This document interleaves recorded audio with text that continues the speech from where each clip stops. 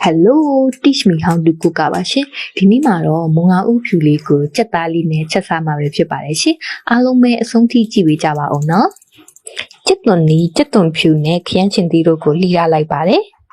ကဲစပြီးချက်ပါတော့ပဲနော်စက်သွန်ဖြူကိုမြူသီးခွဲချက်လေးထည့်ပြီးတော့စီတက်ပြီးထားလိုက်ပါမယ်ရှင်ပြီးရင်တော့ခရမ်းချင်သီးလေးထည့်ပြီးတော့စီတက်ပါမယ်ရှင်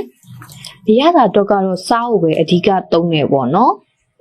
ပြီးရင်တော့မုံလာဥဖြူလေးတွေထည့်ပြီးတော့နှံ့စပ်အောင်မှွေပေးလိုက်ပါမယ်ရှင်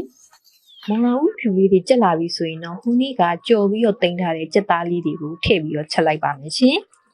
နည်းနည်းပေါ့နေလို့ငင်ပြားလေးလေးထည့်လိုက်ပါတယ်ကဲအခုဆိုရင်တော့မုံလာဥကထွက်တဲ့အချိုဓာတ်နဲ့ကြက်သားရဲ့အချိုဓာတ်လေးတွေပေါင်းစပ်လိုက်ရင်တော့ဖြစ်အရန်ကိုစားလို့ကောင်းပြီးထမင်းမိန်စေတဲ့မုံလာဥကြက်သားဟင်းလေးတစ်ခွက်ရပြီပဲဖြစ်ပါတယ်ရှင်အဆုံးထိကြည့်ရှုပေးကြတဲ့အတွက်အားလုံးကိုကျေးဇူးအများကြီးတင်ပါတယ်နော်